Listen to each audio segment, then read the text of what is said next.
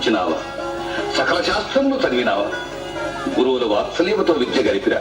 అవును తండ్రి, సంసార సాగరమును సులభంగా దాటుటకు విష్ణు సేవ వీలైన నావ. ఏమిది కుమార, విద్యా కౌశల ప్రదర్శనము వైద్య స్తోత్రముతో ప్రారంభించినావు.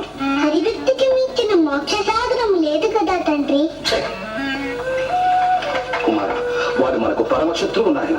వారి నామం మరిచిపోము. అది సాధ్యమా తండ్రి? హరినామం ఒక్కసారి రుచి చూచిన మరల విడువగలమా? ప్రతి ప్రాణి హరి కోర్చుని ప్రపంచమే ధనాధీనమే. హరి భక్తి నీలో ఎంతని తెలుసుకోవని జాన్ని. హరిని స్మరించితే మనసారా సత్య శక్తి నీకు దొరుకురా. అంతేలే శ్రీహరి ప్రతి ప్రాణి తను సిరి, తను సత్య సంగోపని, తన శిష్య మాయా స్వామి, తన దేవల దండ మీనం పుష్పం విగతంగ భ్రమరం. వేరులని త్యజించు వృక్షం, నేలకి జారని ఆకాశం. ఉండదు పైవాటి గర్థం, పైవాడే లేక వ్యర్థం. నీ ఆత్మహృది దీపమై అగుపించలోన విశ్వరూపం.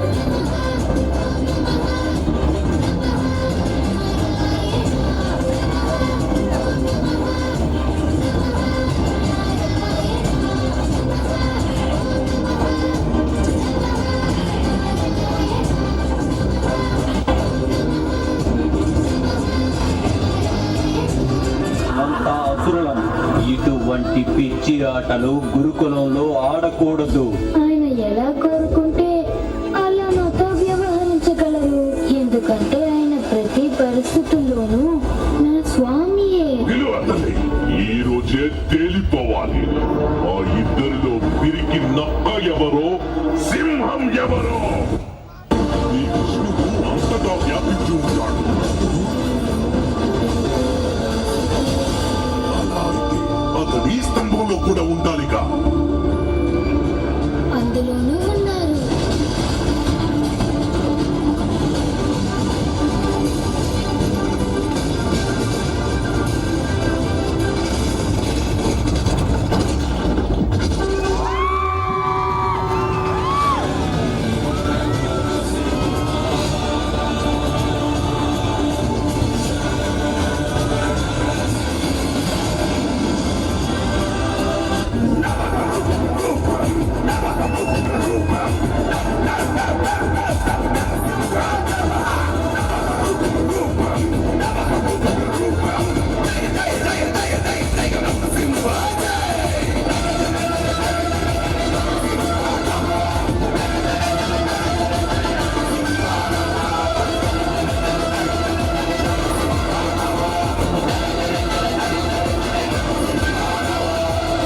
నా గోళ్లను బాగా చూడు. ఇది సజీవం కాదు, నిర్జీవం కాదు.